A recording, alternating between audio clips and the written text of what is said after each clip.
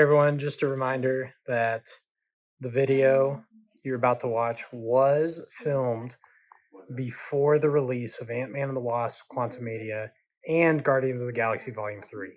So it has not been updated vis-a-vis those two movies, including the villains, the High Evolutionary and King the Conqueror. Just wanted to throw that out there in case you guys were wondering where they are on this list, but yeah, enjoy. Hey everyone, I know it's been a minute, but since the MCU is starting a very new phase, albeit controversial, in its overarching story, I wanted to get on here and discuss some of my favorite villains to date that we've seen in both the movies and the TV shows. So, this is going to be my top 10 favorite villains of the MCU. I'm going to go in order of least favorite to favorite. And without further ado, here they are. Enjoy.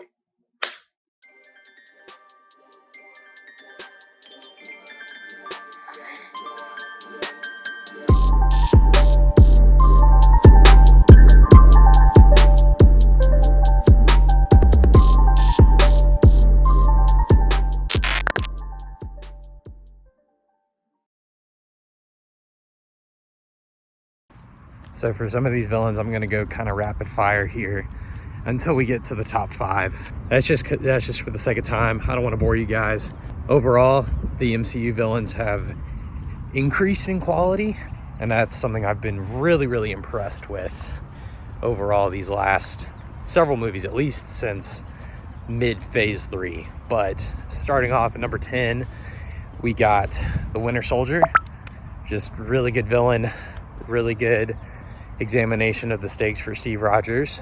At number 9, we got Gore the God Butcher. All the layers and the complexity and the same issue that he presents with Thor and Love and Thunder. Really good performance by Christian Bale, and interesting sides of the same coin for Thor. Number 8, Scarlet Witch, Wanda Maximoff in Doctor Strange and the Multiverse of Madness. Simply because hero turned villain, love those kinds of stories. Elizabeth Olsen just kills it, as she always does, eating up every single line she's given. It's just incredible stuff. However, it was a bit of a heel turn, some problems with some possible underlying sexism with Wanda, which big problem. Also, she's not dead. Number 7, we have Namor in Black Panther: Wakanda Forever. Just absolutely incredible showing from Tenoch Huerta, and just represents a great mirror to what Wakanda could end up being or doing, and how Shuri and Namor could team up in the future. And also, really interesting examination of grief and vengeance between the two. So, love them. So, coming in at number 6, I got Baron Zemo, simply because he's one of the few villains that actually wins in any of the MCU stories. He puts up a mirror to the Avengers and the collateral damage that they've caused over the years. And I love his frame of mind, because in a way he's right, even if his methods aren't justified. And he also really sees the flaws in the humanity of the Avengers, even if he allows revenge to consume him. At number 5, I got our good old boy Michael Keaton as Vulture. Upon first watching, I didn't think Vulture was as good of a character or villain as everyone thought he was. I was also a little burned out from Spider-Man movies in general. But the more I've watched Homecoming, the more and more impressed I have been with Michael Keaton's Vulture. Just because he is a very complex villain. He, again, puts up an interesting mirror to Peter Parker. He's the dad of the girl he has a crush on, and he's also the guy that lives next door. He presents an interesting dynamic between the people in power, the high, the mighty, the affluent, like Tony Stark, like Happy Hogan, Thor, so on and so forth, Justin Hammer, LOL. He's also right, because the blue-collar workers of this world do work their asses off and sometimes get utilized and manipulated by systems that are built to keep them where they are. That's just the way of the world, unfortunately. But he does present an interesting dynamic between Spider-Man and sorry, I was holding a baby earlier today. That sounds really weird, but it's one of my best friend's babies. It's precious, so might have been left over from that.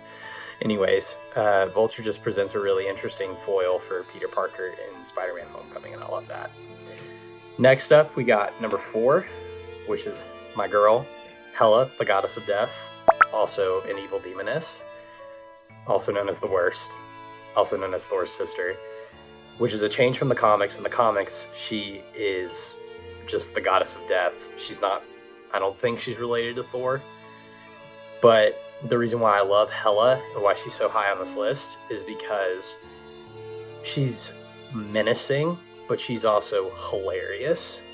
And while she is calling out Odin's hypocrisies of the royal throne of Asgard, she's also just like completely evil and terrifying. However, the scenes between her and Chris Hemsworth and Tom Hiddleston, they're just crackling with chemistry. Every line she delivers is so funny. I just absolutely enjoyed seeing her on screen every single minute, and I wish she hadn't gotten killed off as early as she did. But she does leave a lingering question for Thor. How do I lead this kingdom if all I've known has been lies and deceit? Which, again, plays into his relationship with Loki, and the reason why Loki craved attention and affirmation and just love for his entire life is Odin neglected him. And Odin also was a hypocrite. And Hela points that out, even though she is just maliciously ambitious. Where did that come from? What? I don't know. To take over the entire cosmos, which is ridiculous. So a little bit of a double standard there, like on both Odin and Hela's ends. So she comes in at my number 4 easily.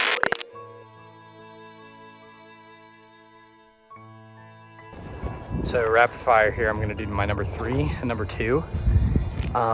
Number 3, I have to go with Killmonger from Black Panther.